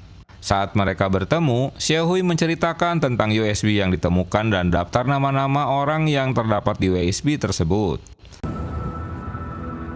이전에 조태식 그놈을 처리한 건 Yongmin mengadukan ulah In Dong-gu pada Sehui. Rupanya ketua telah mengetahuinya. Lagian Sehui tak dibunuh, hanya memperingatkannya saja. Sehui mengingat-ingat daftar nama dalam USB tersebut dan hanya mengingat 2 nama saja. Setelah dinonaktifkan, Tae-sik terus dikuntit Propos di rumahnya. Untuk kabur dari rumah, Tae-sik menyamar sebagai tukang servis gas yang datang ke tetangganya. Dengan kabur lewat jendela, dia berhasil lolos dan menemui Sehui.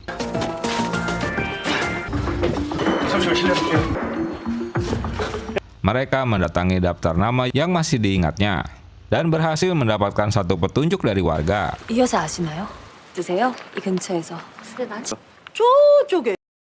Di tempat lain, Pak Hong melaporkan pertemuannya dengan partai oposisi, tapi masalahnya satu pasal mengganjal rencana mereka. Ketua tak masalah dengan satu pasal tersebut walau akan rugi 40 miliar, yang penting grup JQ dapat membeli tanah di proyek baru milik pemerintah. 복지사님이요? Dalam pencarian alamat, mereka menemui Pak Go. Ternyata benar rumah yang didatangi jika Suyeon dikenal dengan pegawai sosial yang selalu mengunjungi anaknya yang sakit kanker paru-paru. Mereka juga mendapatkan foto Sang-hun saat bersama anaknya. Setelah mendapatkan laptop Sehui dari Jin Gyong, Jeon Ho menanyakan pada atasannya cara melepaskan laptop yang diretas. Setelah mengikuti prosedurnya, laptop itu aktif kembali, termasuk data daftar yang pernah dibuka sebelumnya. Tak diduga aktifnya laptop itu diketahui si peretas dan melaporkannya pada In Dong-gu, hingga mendapat serangan balik dan telah diketahui alamat IP laptop tersebut. 이게 그렇게 중요하다 이거지. Setelah mereka berpisah, Tae-sik mendapat telepon dari Jeon Ho untuk bertemu jika dia mendapatkan sesuatu pada laptop Sehui. 일단 집 쪽으로 와. 내가 가서 전화할게. 뭘 좀 찾았거든요. Mereka janjian untuk bertemu. Tiba di TKP, Jeon Ho sampai lebih dulu, sementara Tae-sik masih berada di dalam taksi. Tak disangka seseorang menemui Jeon Ho di TKP. Rupanya dia mengenal orang itu. Tae-sik datang terlambat setelah seseorang menembak Jeon Ho. 조태식이 Saat polisi tiba di TKP, Tae-sik berada di sebelahnya, tapi dia kabur saat akan dimintai keterangan. 시리얼 넘버 확인해봐. Kapten Yo menemukan pistol yang dipakai si pembunuh. Sehui terkejut mengetahui Tae-sik menjadi seorang DPO karena membunuh temannya. Dalam penjelasan Kapten Yo berdasarkan laporan Propos jika Tae-sik mengancam Jeon Ho untuk menemuinya di TKP. Mendengar temannya tewas, Jin Gyong menangis histeris. Berita Tae-sik jadi DPO membuat ketua senang. Dia ingin In Dong-gu menuntaskan urusannya agar dia tak mendekati Sehui. Dalam kegalauannya, Jin Gyong ditemui Kapten Yo. Dia menceritakan jika Jeon Ho membuat pernyataan tertulis bahwa dia dipaksa Tae-sik untuk mengikuti perintahnya. Itulah alasan Tae-sik membunuhnya. 자술서를 쓴 모양이야. 태식이가 그것 때문에. Tae-sik menghubungi Sehui untuk bertemu. Sebelumnya dia menjemput Jin Gyong untuk ikut dengannya.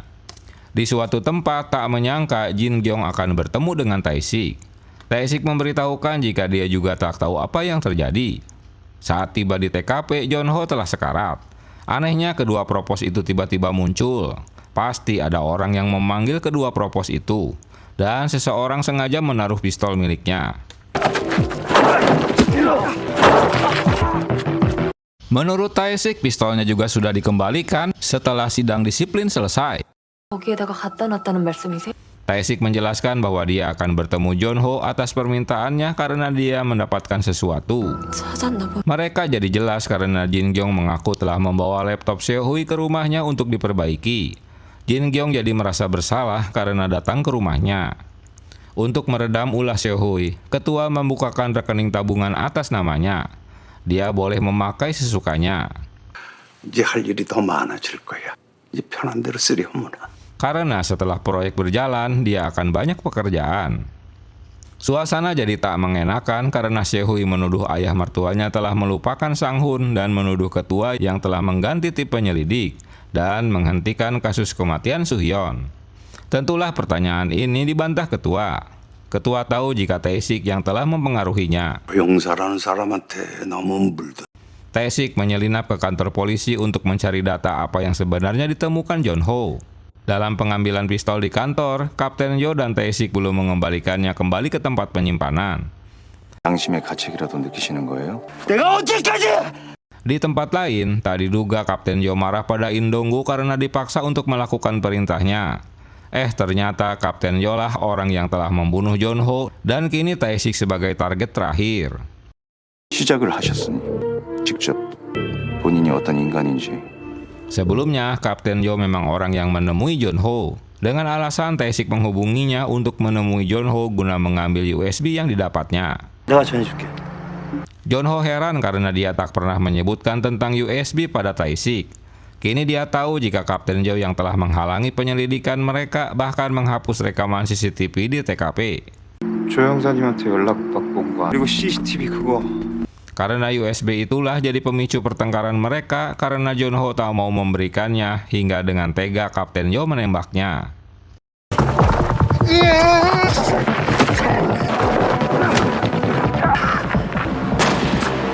Diam-diam Yongmin mengetahui pertemuan Kapten Yo dan In Dong-gu bahwa merekalah yang telah memfitnah Tae-sik. 뒤집어 쓰기라도 한다면 Mereka bertemu lagi. Tae-sik mendapatkan daftar nama-nama yang ternyata lebih dari 100 orang. Sementara Tae-sik mengira jika ada masalah di desa tersebut karena banyak orang yang menderita kanker. Jin Gyong mendapati Kapten Yo ada di TKP saat kejadian. 총기 소재 총장님입니다. Sebelumnya, ulah Kapten Yo menyelinap masuk ke gudang senjata untuk mencuri pistol Tae-sik dan menaruhnya di TKP. Di masa lalu, Detektif Park melaporkan ulah Kapten Yo yang selalu menerima suap dari tersangka. 아빠 노릇 한번 해보겠다. Itu sebabnya tersangka sering lolos. Aduan ini menjadi pertengkaran keduanya. Saat ada laporan perampokan di suatu tempat, keduanya bergegas ke TKP. Tapi Kapten Yo sengaja membiarkan temannya terbunuh karena dendam telah dilaporkannya pada atasan mereka. In Dong-gu mendapatkan rekaman CCTV di TKP dan menunjukkannya pada Kapten Yo. Jika dia melaporkannya tentang video itu, pasti Kapten Yo akan langsung ditangkap karena dianggap bersekongkol dengan pembunuh. Dengan di bawah tekanan In Dong-gu, sejak saat itu Kapten Yo mau menuruti perintahnya. Dia harus merekayasa kasus kematian Soo-hyun. 잘 만들어 주시면 됩니다. 왜 죽였냐고. 지금 무슨 말 하는지 모르. Kembali ke sekarang, Tae-sik dengan lantang menuduh Kapten Yo sebagai pembunuh Jeonho. Walau tuduhannya dibantah, Tae-sik mengetahui jika saat kejadian Kapten Yo berada di TKP. Dia juga mengetahui catatan pengambilan pistol miliknya. Seseorang sengaja memfitnahnya. Karena di pojokan, akhirnya Yo mengaku. Semua ini dikarenakan Tae-sik yang tak mau menghentikan penyelidikannya. Mereka tak mungkin bisa menghalang-halangi orang itu karena sangat menakutkan. 근데 왜 내 말 안 들었어? 형 뒤에 있는 새끼 그 새끼 안 누구냐? Seo-hui mendapat kabar jika orang yang membunuh Jeonho dan memfitnah Tae-sik adalah mantan kapten mereka sendiri. Guna mendapat bukti, Seo-hui menyelidiki rumah sakit JQ yang menangani pasien karena lingkungan mereka tercemar limbah pabrik hingga menanyai warga yang terkena kanker. 지원해주는 정확한 기준이 뭔지 좀. 나중에 다시 약속을 잡고 오시죠. Dan semua biaya ditanggung grup JQ. Tae-sik memberitahukan jika Kapten Yo terlibat sejak kasus kematian Soo-hyun atas perintah In Dong-gu. 1시간 반쯤 걸릴. Seo-hui menjelaskan jika warga itu terkena penyakit karena kontaminasi limbah di lingkungan mereka. sambil menunjukkan titik-titik di mana warga tinggal. 하나 추적하세요. Setelah menyelidiki siapa orang yang menghubunginya dengan nomor tak dikenal, ternyata Tae-sik yang menelponnya di depan kantor Indonggu. 그게 오염 때문이었다. 거기 집단에서. Penasaran dengan limbah yang didapatnya, Seo-hui mengunjungi perpustakaan untuk melihat berita lawas sejak tahun 1999 memang sudah memakan korban bukan hanya manusia, tetapi ikan-ikan di waduk mati, kerusakan hasil panen, bahkan ternak ayam mati. Ini berarti masalah limbah tak diselesaikan walau sudah 20 tahun berlalu. 그 많은 사람들이다. Setelah disetujui partai-partai, mereka mengajukan RUU ke majelis. Dan akhirnya RUU itu pun disetujui untuk dibawa ke tingkat yang lebih tinggi. Tentu ketua senang mendengarnya. 20 tahun lalu, ternyata ulah pabrik baja Jonggon yang membuang limbah berbahaya ke sungai dan 10 tahun kemudian penyakit kanker mulai menyerang warga. Saat itulah wartawan Suhyun melakukan investigasi. Itu sebabnya Pak Kim dan Sang Hun menentang bisnis baru di kota Songju karena telah mengetahui kasus masa lalu yang belum terselesaikan. 사업의 진짜 목적을 알아냈기 때문에 JQ가 그 땅을 오염시키고. Drum-drum limbah yang telah ditanam dikeluarkan kembali untuk disimpan di dalam gudang grup JQ. Sisanya berada di bawah pabrik beton Songju. Itu sebabnya ketua membelinya dari Pak Choi. 쉽지 않습니다. 그것들을 파냈잖아요. Setelah diskusi panjang, akhirnya mereka menyimpulkan bahwa kematian korban-korban itu disebabkan ulah ketua demi proyek barunya.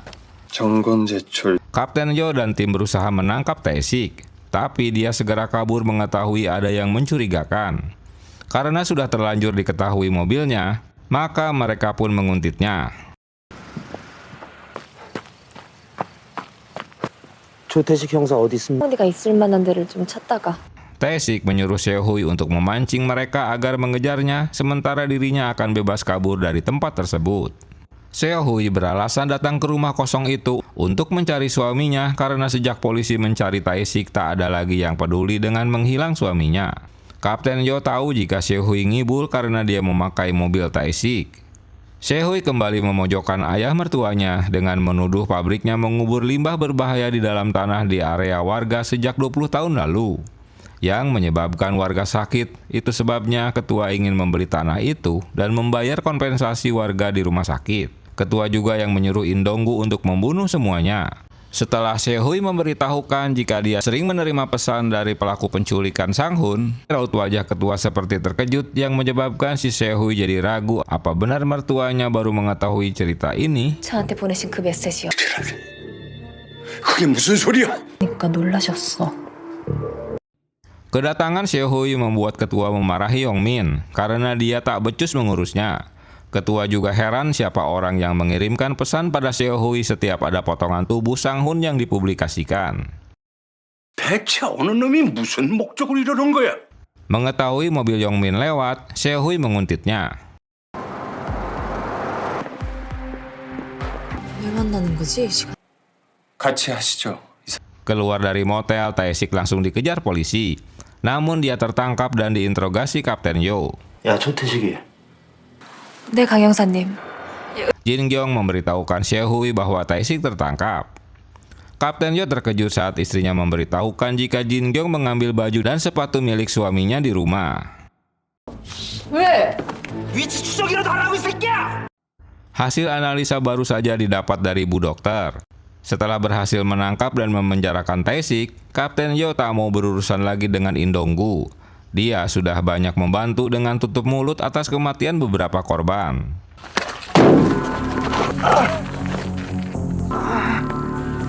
Indonggu merasa dijebak karena Yo diam-diam merekam ocehan mereka. Akibatnya dia ditampoli hingga babak belur. Laporan dari forensik terbukti ditemukan darah Jonho di sepatu milik Kapten Yo. Dan serat baju yang tertempel di kuku Jonho cocok dengan baju milik Kapten Yo.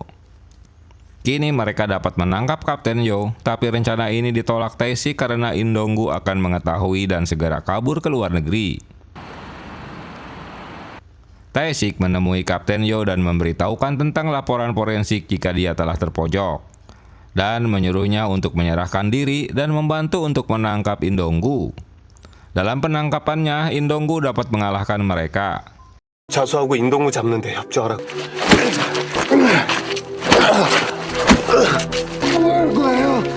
Hingga Kapten Yo terpaksa menembakkan pistol sebagai peringatan. 이거 뭐야? Tapi suara ledakan itu malah terdengar Jingyong dan tim kepolisian. 손 들어 이 새끼야! Hingga Indonggo pun ditangkap. 변명의 기회가. Ketua stres mendengar laporan dari komisaris polisi jika bawahannya ditangkap karena bukti yang terlalu banyak, sehingga dia tak dapat menolongnya. Kini malah Tae-sik yang menginterogasi mantan atasannya. Setelah itu Tae-sik menginterogasi Indonggu. Dari sinilah semua terbuka, karena yang merusak rem mobil Pak Kim, yang memberitahukan Seo-hui pergi ke pelabuhan untuk menemui Pil-yeon, dan yang memberitahukan Choi kabur dari rumah sakit, ternyata Kapten Yo pada Indonggu.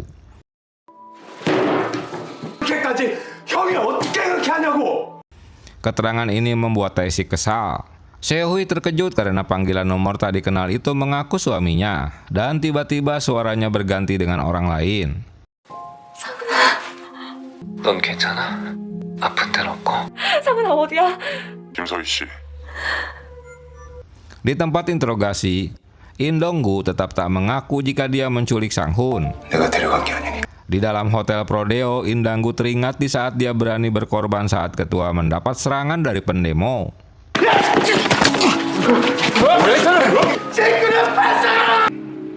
인동구라고 했나? 과분한 사람 같아서 하는 말이야. Dia memberitahukan pada Tae-sik tentang Sang-hun yang baru saja menelponnya. Tae-sik tambah bingung karena dengan ditangkapnya Indonggu, kini penelpon itu meminta Seo-hui untuk menghentikan proyek baru ayah mertuanya. 신사업을 막을 차례입니다. 신사업 발휘하라고 한 거 아니었어? Berarti ada orang lain yang menculik, memperlihatkan potongan tubuh dan mengirim pesan padanya. Karena orang ini sebenarnya ingin mengungkapkan kasus limbah di masa lalu atau memiliki dendam pada ketua Yongmun. 인동구가 맞아요. 대웅이 형도 제가 걸렸던 게 뭘 물어도 이 짓이 아니라고. Di tempat lain, usaha Yongmin untuk mendekati ketua yayasan JQ dan anggotanya berhasil dirangkulnya. Dia mengusulkan untuk segera mengadakan rapat pemegang saham guna melengsarkan ketua Yongmun dari jabatannya. Ide ini membuat semua terkejut. JQ그룹은 설립 이래 더 이상 설 데 없습니다. Roda memang berputar. Kapten Yo yang jadi atasan mereka harus masuk penjara karena bawahannya sendiri. Saat Seo-hui bertemu dengan Yongmin, dengan lantang Seo-hui menuduhnya bahwa semua ini ulah Yongmin guna merebut jabatan ketua dan juga menyingkirkan Sang-hun karena dendamnya 25 tahun lalu pada ketua. Tentulah Yongmin menolak semua tuduhannya. Hingga kini dia masih bebas karena tak terbukti bersalah. Jika bisnis baru itu diloloskan dan berjalan mulus, ketua akan mendapatkan keuntungan sehingga Yongmin akan kesulitan untuk merebut posisinya. Seo-hui menduga jika pelaku yang menelepon dirinya beberapa hari lalu adalah Yongmin yang sedang menyekap Sang-hun. Karena jika proyek itu dibatalkan, maka Yongmin akan dapat merebut jabatan ketua. Menurut keterangan Yongmin yang dendam terhadap ketua bukan hanya dirinya, tapi ada orang lain. Waktu rapat umum tinggal 2 hari lagi untuk mengesahkan RUU baru. Dia menjelaskan pada Pak Yun bahwa mereka harus membatalkan RUU karena grup JQ ingin membeli tanah ini sebenarnya untuk menutupi masalah limbah yang berada di area tersebut. Walau Pak Yo heran mengapa tiba-tiba Seo-hui meminta tolong padanya, padahal mereka beda partai. Masalahnya, semua itu kini sudah terlambat. Satu-satunya cara mereka harus melakukan konferensi pers sebelum rapat umum guna menjadi perhatian publik. Tapi mereka harus memiliki bukti kuat jika grup JQ yang menyebabkan kontaminasi. Saat menguntit Yongmin yang masuk ke toko buku, Tae-sik bertemu dengan ayah Yeon-yu, bocah yang tewas karena kanker. 그럼 일 보세요. 저도. 예. Di masa lalu ada 4 orang yang mengurus limbah pabrik baja Jonggon milik ketua. Kini hanya ada 1 orang yang tersisa bernama Jong-sup. Seo-hui menemuinya dan mendapat penjelasan dari Jong-sup bahwa 20 tahun lalu dia bersama ketiga kawannya membuang limbah di danau yang kini jadi pabrik beton setelah direklamasi. Untuk menebus dosa-dosanya, Jong-sup bersedia jadi saksi. 마음이 불안해서 기자회견을 할 생각이에요. 합시다. Ketua masih mencurigai ketua yayasan Pak Gong untuk membatalkan RUU. Tapi ketua tak tahu jika Yongmin sudah berkomplot dengan mereka. Setelah RUU disetujui, Pak Gong harus segera dilengsarkan. 분명 공범을 만나러 간 걸 텐데. 뭐 그럴 수도 있고. Penasaran karena tak menemukan apa-apa saat di toko buku, Tae-sik melihat rekaman CCTV dan menemukan jika ayah Yeon-woo berkomunikasi dengan Yongmin lewat pesan yang diselipkan di buku. Jin-gyong mendapatkan nama pria itu bernama Seung-won. Dia jadi terkejut mendengar Seung-won bagian dari komplotan Yongmin karena dia seorang dokter hewan. Dia teringat bu dokter di forensik jika yang mengambil mata Sang-hun orang yang profesional karena rapi. Polisi bergerak untuk menangkapnya, namun tak menemukan Seung-won di rumahnya. Begitu juga di kantornya yang sudah kosong. Tae-sik hanya menemukan botol anestesi. 당장 그럼 핸드폰 추적하고. 알겠습니다. Dia menyuruh mencarinya lewat CCTV di jalanan karena mungkin kini sedang menuju lokasi di mana Sang-hun disekap. Konferensi pers dimulai. Mereka terkejut dengan pernyataan Seo-hui. Di tempat lain, ketua tak bisa berbuat apa-apa karena Seo-hui tak akan menyerah, apalagi ini dilakukannya sehari sebelum rapat umum dilaksanakan. Jung-sop dihadirkan sebagai saksi guna membela kebenaran. 오미콘이 그 원인이지 관련도 없다는 겁니다. 사실 무슨 말씀하시는 거예요 지금? Tapi dalam keterangannya, dia malah menuduh pabrik beton milik Choi dan membela pabrik baja milik ketua. Tentu penjelasan ini membuat Pak Yun dan Seo-hui dikhianati dan dipermalukan. Sebelumnya, setelah kepergian Seo-hui, ketua menemui Jung-sop. Dia mengingatkan bahwa mereka sudah sepakat sebelumnya. Saat itu ketua membebaskan anaknya dari tuntutan penjara 5 tahun. Tentu di bawah ancaman ketua dia tak bisa berbuat apa-apa. Lewat Bu Nam, pimpinan media Baren, dia memposting pernyataan ketua. Kini memfitnah Seo-hui telah memeras grup JQ saat kampanye menjadi ketua majelis. 전혀 모르는 내용이고요. 네, 절대. Berita itu mengejutkan Tae-sik. Berarti konferensi pers tak sesuai rencana. Seo-hui dan Pak Yu tak menyerah, mereka menemui beberapa orang untuk mempercayai temuan mereka untuk membatalkan RUU baru. Setelah menyelidiki Seung-won, Tae-sik menyimpulkan jika Sang-hun disekap di Cheongju. Rapat umum pemegang saham dadakan dimulai untuk melengsarkan ketua Yongmun. Setelah puting hasilnya menolak. 결과를 발표하겠습니다. 52%로 Tentu membuat Yongmin kecewa. Di tempat lain, pengesahan RUU juga sedang berlangsung. Dan hasilnya, RUU baru itu disetujui. Tentu membuat Seo-hui dan Pak Yu kecewa.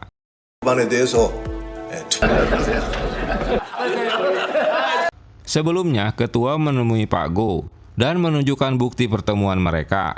Ketua menawari Pak Go untuk mengisi posisi Sang-hun daripada orang-orang serakah yang berada di belakangnya. Setelah mendapat informasi jika Seung-won memiliki rumah peristirahatan di Seongju, polisi bergerak untuk menggerebeknya. Tiba di TKP, mereka menyisir lokasi dan menemukan ruang bawah tanah. Seung-won diketahui telah kabur dari tempat tersebut. Setelah kejar-kejaran, akhirnya Seung-won dapat ditangkap. Tae-sik memeriksa semua pesan yang didapat dari Seung-won, yang ternyata semua tulisan pesannya dari orang yang sama. Setelah menginterogasi Seung-won, akhirnya dia mengaku jika mereka memang bekerja sama. Karena Yongmin juga kehilangan Soo-hyun, orang yang dicintainya. 가장 소중한 사람을 잃은 건 마찬가지였고 최수연. Dalam perjalanan, Yongmin masih teringat saat dia baru saja diadopsi ketua dan bertemu lagi dengan Eun-sung. 그치? 상훈이라고 불러라. 위험한 거 없나? Dari situlah dia menyadari jika perlakuan ketua berbeda pada dirinya. Yongmin mengakui dirinya hanya sebagai pelayan Sang-hun yang selalu menemaninya. Soo-hyun juga melarangnya untuk bekerja keras karena dia mencintai apa adanya. Namun setelah Soo-hyun tewas, Yongmin harus melakukan sesuatu. Dengan memohon pada ketua, Son-duga ayah In Dong-gu bersedia menggantikan anaknya di penjara. 자식 새끼만큼은 그게 잘. Berita ini membuat Tae-sik kesal. Menurut keterangan pengacaranya, tak ada pernyataan dan bukti langsung jika In Dong-gu pelakunya. 그건 유대형 그 사람한테서나 나왔지. 난 진술 말고는 아무것도 없잖아요 지금. 자백이라도 했으면 모를까. Karena Kapten Yo juga hanya menerima nomor panggilan tak dikenal. Kini malah ayahnya yang mengaku sebagai pemilik ponsel tersebut. Setelah dibebaskan, Indonggu kembali mengejar Yongmin. Mereka berkelahi karena Indonggu menuduh Yongmin telah menculik ketua. 정상은 어디 숨겼어?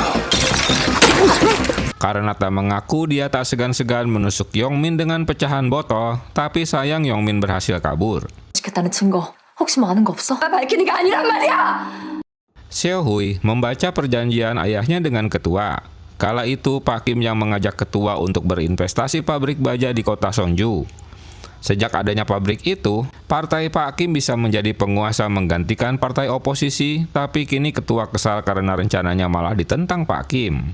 Hingga akhirnya Pak Kim mengalah untuk merahasiakan pencemaran pabrik baja di kota Sonju. 사람들이 죽어가는 걸 알면서도 사모님. 다 알고 계셨어요, 정말로. Rencana Seo-hui untuk membuka ke publik tentang perjanjian lama ini mendapat tentangan dari ibunya. Selama ini Pak Kim berdiam diri karena perjanjian itu. 살아남아야 하니까. 이유도 모르고 죽어갔어. Polisi kini mencari Yongmin yang menghilang. Dalam perjalanan ke tempat rapat, Seo-hui ditangkap Indonggu. Ketua kecewa karena mantunya masih tak mengerti apa yang telah diingatkannya. Kini dia malah mempublikasikan perjanjian tersebut. 날 실망시키는구나. Di tempat lain, rapat audit akan segera dimulai. Tapi Seo-hui belum datang juga. Karena Seo-hui terus melawan ketua, dia masih berbaik hati untuk memberikan waktu sehari guna berpikir. 서희 너도 그 값을 치르게 될 거다. 그 정도 생각할 시간을 줘. 감찰의 임기. Jika masih tak menurut, dia meminta Indonggu melaporkannya pada kejaksaan untuk dibui. Tiba di kamarnya, ketua terkejut karena Yongmin sudah menunggunya. Mereka saling menyalahkan satu sama lain sejak masa lalu hingga tewasnya Soo-hyun. 내가 당신 집에 처음 오게 돼. 당신이 무섭다고. 나 그때 되게 어렸었거든요. Indonggu curiga karena tak ada kabar dari ketua setelah masuk ke kamarnya. 신사업을 기획하면 Seseorang akan melakukan sesuatu pada Sang-hun yang ternyata itu ulah Yongmin. Dia meminta ketua untuk menghentikan segalanya dan mengakui semua perbuatannya. Semua ini dikarenakan ketua telah mengadopsi Sang-hun. 아들의 목숨이지. Yongmin kembali menemui Sang-hun. Kali ini dia akan memutilasi tubuhnya kembali. Tiba di kamarnya, Yongmin sudah pergi. Indonggu meminta polisi untuk mengejarnya. Ketua teringat saat Sang-hun pertama kali kembali ke Korea. Mereka langsung saja camping. 저도 좋아요, 아버지. 그렇게 들어오라고 해도 들어올 때도 된 거. Tae-sik mendapat petunjuk dari rekaman CCTV jika dia melaju ke arah panti asuhan. Pegawai panti asuhan memberitahukan jika ada gedung kosong tak jauh dari tempat mereka. 결정하셨습니까? 개공식이요. Esok paginya, Seo-hui meminta diantar ke acara peresmian. Sebelumnya, Seo-hui telah memberitahukan Pak Yu untuk membagikan kopian perjanjian ketua dan ayahnya di acara peresmian peletakan batu pertama proyek baru. 설립한 게 어느덧 도시로 만들어 보겠다는 일념 하에 신재생 에너지 산업단 Ketua selesai memberikan sambutan di acara. Mereka akan segera meresmikannya. Saat itulah Seo-hui membagikan perjanjian itu. Mereka dikejutkan karena market plan yang akan disaksikan ternyata berisi potongan tubuh manusia yaitu jantung. Tentu saja acara itu pun jadi kisruh. Di tempat lain, polisi berhasil menemukan Sang-hun yang sudah tewas. Dalam kekisruhan, Indonggu melihat keberadaan Yongmin. Hasil kerja polisi jadi sia-sia karena mereka tak berhasil menyelamatkan Sang-hun, yang selama ini jadi teka-teki keberadaannya dan siapa pelakunya. Sesaat kemudian, Yongmin menghubungi Tae-sik dan menantang untuk menangkapnya. 상훈이 찾으셨. 그럼 이제 절 찾으셔야겠네. Indonggu menemukan Yongmin di atap gedung di mana Soo-hyun pacarnya tewas. Dia menyalahkan Indonggu mengapa membunuh pacarnya. Alasannya dikarenakan Soo-hyun menghalangi rencana ketua. Setelah saling ngoceh, mereka pun jadi berkelahi.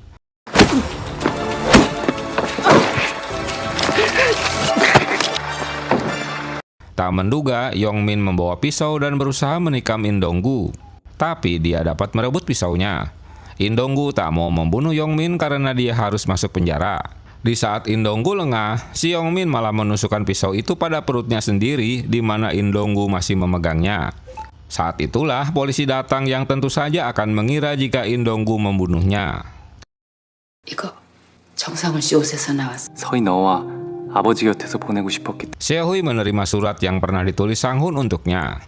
Dia memutuskan kembali ke Korea untuk bersama ayah dan istrinya guna bergabung dengan perusahaan. Namun setelah bertemu Suyon, semuanya berubah. In Dong-gu sudah memperingatkannya agar menghentikan perlawanan pada ayahnya karena orang-orang dekatnya nanti akan jadi korban. Tapi dia tak menggubrisnya. Dia terus bersekongkol dengan Suhyon untuk mengusik ketua. Bahkan Sang-hun berani menegur dan menuduh ayahnya telah berbuat jahat, yang tentu saja ayahnya tak mengaku. Saat kabur dari rumah sakit jiwa, In Dong-gu mengejarnya tapi diselamatkan oleh Yong-min.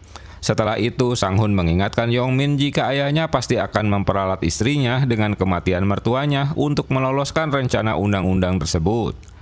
Untuk menghentikan rencana ayahnya, jalan satu-satunya adalah mengorbankan dirinya untuk memperingatkan Seo-hui mencari kebenaran. Maka, rencana memutilasi dirinya satu persatu dilakukan atas izin Sang-hun, dengan dibantu Seung-won untuk mendapatkan perhatian publik. Walau Yong-min tak percaya dengan rencana tersebut. Setelah eksekusi dilakukan, Yong-min sengaja menaruh pisau itu di toko Pilyon agar dia yang dituduh jadi pelakunya dan mengaku pada polisi tentang apa yang terjadi pada pencemaran lingkungan mereka. Begitu juga dengan Pak Choi, tapi rupanya mereka telah bersekongkol untuk menutupi kasus tersebut. Walau mulai terkuaknya kasus Suyon, tapi ketua masih belum menyerah dan dia masih menutupinya.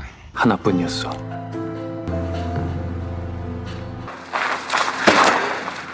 Yong-min tak sanggup melakukannya, tapi Sang-hun meyakinkan jika dia rela bundir demi menghentikan proyek baru ayahnya. 그게 너한테 얼마나 잔인한지. 그런데 서희야. Hingga mereka terpaksa mengambil jantung Sang-hun yang tentu akan menewaskannya dan menaruhnya di acara peresmian batu pertama di proyek barunya. Seo-hui menangis membaca isi surat suaminya yang kini sudah menjadi mayat. Di tempat lain, ketua tak percaya apa yang sudah dilakukan anaknya. Bahkan perjanjian lama dengan Pak Kim juga sudah tersebar ke publik. Yang mengejutkan Tae-sik, Bu Dokter menjelaskan bahwa Sang-hun juga menderita tumor otak. 이렇게 될 때까지 못 찾았네. 내 종이야. 였어도 오래 못 버텼을 거야. Dia sudah tahu hidupnya tak akan lama lagi. Dia meminta Tae-sik agar tak menyalahkan dirinya sendiri. Berita di televisi mengungkapkan bahwa kematian Sang-hun dikarenakan Yong-min. Tapi berita itu diluruskan oleh Seo-hui dengan melakukan konferensi pers bahwa kematian suaminya atas keinginannya sendiri karena ingin mengungkapkan kasus kontaminasi warga yang disebabkan pabrik ayahnya. 부탁했기 때문입니다. 처벌을 촉구한다! Di tempat berbeda, Tae-sik menangkap Pak Hong dan Jin Gyong menangkap Bu Nam dengan alasan keduanya menerima suap dari grup JQ. Begitu juga dengan ketua yang ditangkap Tae-sik. Saat diinterogasi, In Dong-gu terus menutupi ketua karena dia tak ada hubungan dengan kekisruhan ini. Ketua tak mengaku telah menyuap mereka, tapi lain lagi dengan Pak Hong dan Bu Nam yang telah mengaku dan menerima rekening atas nama orang lain. Hade kusut. 일본 남수미 사장 관련된 뇌물 수수 혐의. Saat ketua akan pergi, surat penahanan resmi dari komisaris polisi sudah ditandatangani, yang tentu Tae-sik berhak untuk menahannya. 내 아들이 그랬을 리 없어. 영민이 그놈이. 보세요. 사근이가 직접 쓴 편지. Ketua tetap menuduh Yong-min yang telah membunuh anaknya. Untuk meyakinkan ayahnya, Seo-hui memberikan surat yang ditulis Sang-hun. Polisi membongkar tempat yang menjadi sengketa, guna membuktikan adanya pencemaran lingkungan.